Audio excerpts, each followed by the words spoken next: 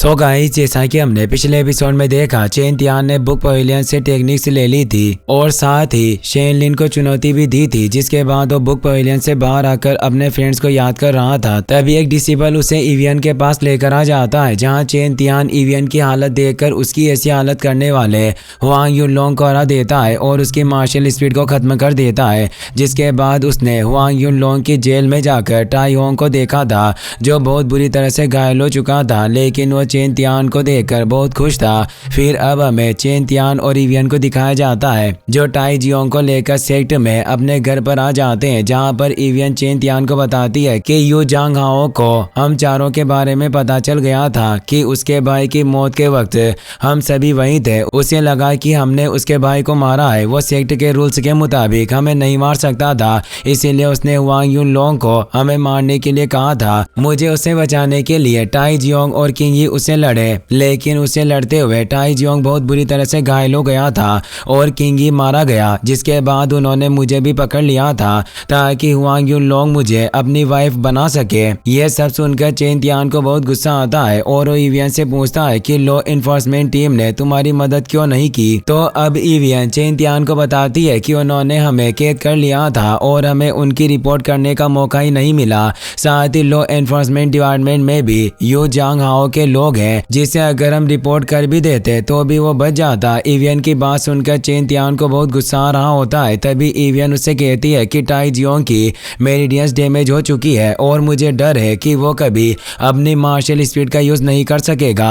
यह कहकर वो रोने लग जाती है, पर तभी अब टाई जियोंग जाग जाता है और इवियन से कहता है कि मैं ठीक हूँ, तुम रो मत। यह कहकर वो इवियन के आंसू पोंछ देता है। इवियन चेन तियान से कहता है कि तुम बिस्ट कोर्स लेकर आ जाओ, जिससे हम कुछ एलिक्सियर पिल्स खरीद सकेंगे और टाई जियोंग को ठीक कर सकेंगे। पर अब चेन तियान इवियन से कहता है कि आउटर डिसिबल्स को सिर्फ वो पिल्स दी जाती है जिनसे छोटी मोटी चोट ठीक होती है। उन पिल्स में टाई जियोंग पूरी तरह से ठीक नहीं हो सकेगा। यह सुनकर इवियन चेन तियान से पूछती है कि अब हम क्या करेंगे, टाई जियोंग कैसे ठीक होगा। चेन तियान इवियन से कहता है कि मैं जेड वैली में जाकर टाई जियोंग के लिए एलिक्सियर लेकर आऊंगा, जिससे वो बिल्कुल ठीक हो जाएगा। लेकिन चेन तियान की बात सुनकर इवियन घबरा जाती है और उससे कहती है कि जेड वैली वो बहुत ज्यादा खतरनाक जगह है। तभी अब टाई जियोंग भी चेन तियान को वहां जाने से मना कर देता है। टाई जियोंग की हालत बहुत ज्यादा खराब थी और वो हिल भी नहीं पा रहा था, लेकिन फिर भी वो चेन तियान से कहता है कि तुम वहां जाकर मेरे लिए अपनी जिंदगी को खतरे में मत डालो। मगर चेन तियान उसे हिलने से रोकता है और उसे कहता है कि मुझे पता है कि वहां जाना खतरनाक है, लेकिन वहां का ट्रायल पास करके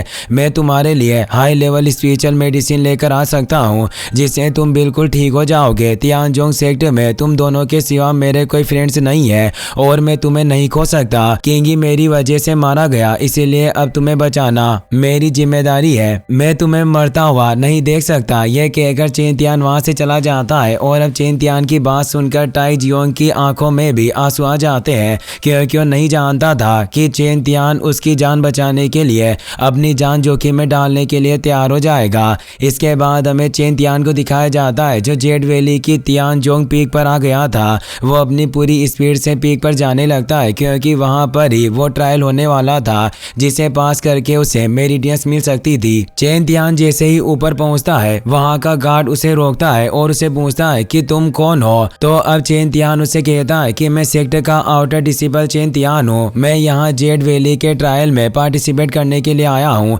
तो अब वो गार्ड चेन तियान से पूछता है कि तुम ऐसा क्यों करना चाहते हो। तो अब चेन तियान उसे बताता है कि मेरा फ्रेंड बहुत ज्यादा घायल है और उसे बचाने के लिए मुझे हाई लेवल स्पिरिचुअल मेडिसिन चाहिए। यह सुनकर वो गार्ड चेन तियान से कहता है कि तुम्हारी मार्शल आर्ट्स लेवल 4 है, इसीलिए तुम्हारे लिए यह ट्रायल बहुत मुश्किल हो सकता है। इस ट्रायल में तुम मर भी सकते हो। क्या तुम अभी भी ट्रायल में हिस्सा लेना चाहते हो।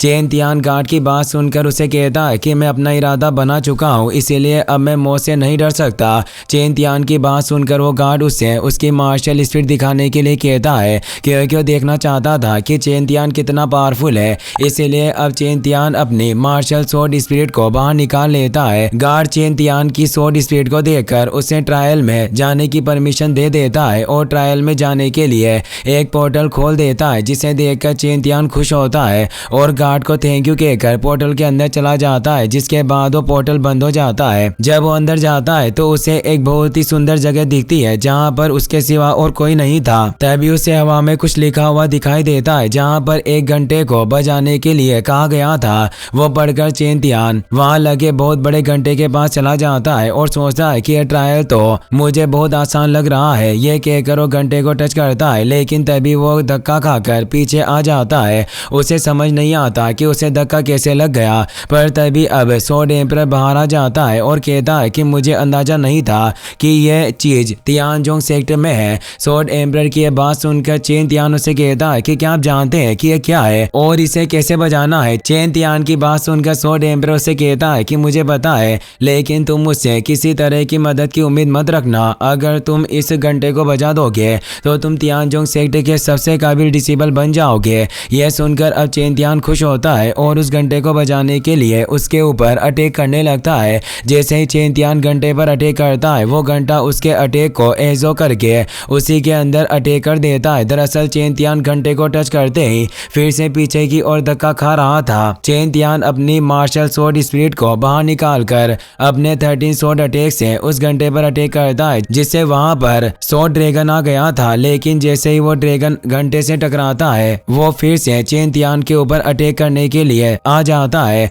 और अब चेन तियान बड़ी मुश्किल से उससे बचता है। चेन तियान को लगता है कि उसे और ज्यादा पावरफुल अटैक करना होगा, इसीलिए अब वो 13 स्वॉर्ड टेक्निक के 3 मूव्स को एक साथ यूज करता है और घंटे पर अटैक कर देता है। उसके अटैक से निकला स्वॉर्ड ड्रैगन घंटे के अंदर चला जाता है और बाहर नहीं आता, बल्कि उसकी जगह अब घंटे में से एक स्लेश बाहर आता है जो चेन तियान की ओर से बढ़ रहा था। चेन तियान अपनी स्वॉर्ड से उसे रोक लेता है, लेकिन अब वो थक चुका था, इसीलिए स्वॉर्ड एम्परर उसे कहता है कि यह टेस्ट ये देखने के लिए है कि तुम किस लेवल के जीनियस हो। चेन तियान फिर से खड़ा हो जाता है और तभी उसके आर्मर का ब्रेक थ्रू हो जाता है और वो 3rd स्टेज पर चला जाता है, जिससे अब वो और ज्यादा पावरफुल हो चुका था। चेन तियान 1 स्वॉर्ड अटैक का यूज करके घंटे के ऊपर अटैक करता है, लेकिन जब वो रुकता है तो घंटा चेन तियान के ऊपर उसी के अटैक्स को रिटर्न कर देता है, जिससे चेन तियान बच जाता है। लेकिन साथ में वो हैरान भी होता है क्योंकि उसके सभी अटैक का अभी तक घंटे पर कोई असर नहीं हुआ था। दूसरी ओर अब हमें हुआंग युन लॉन्ग के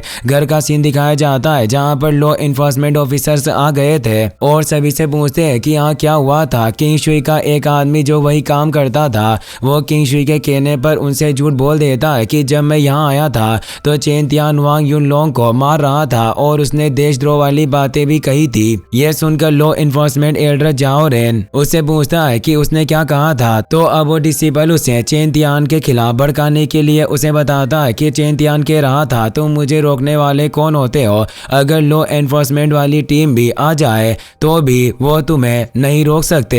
ये बात सुनकर जाओ रेन को चेन तियान पर गुस्सा आता है और तभी अब किंग शुई जाओ रेन से कहता है कि चेन तियान ने अपने फेलो डिसिबल को चोट पहुंचाई है और रूल्स को तोड़ा है, इसीलिए उसे सजा मिलनी चाहिए। अब जाओ रेन अपने एक डिसिबल को चेन तियान को ढूंढने और एग्जीक्यूशन हॉल में लाने के लिए कहता है और इसी के साथ ये एपिसोड यहीं पर खत्म हो जाता है।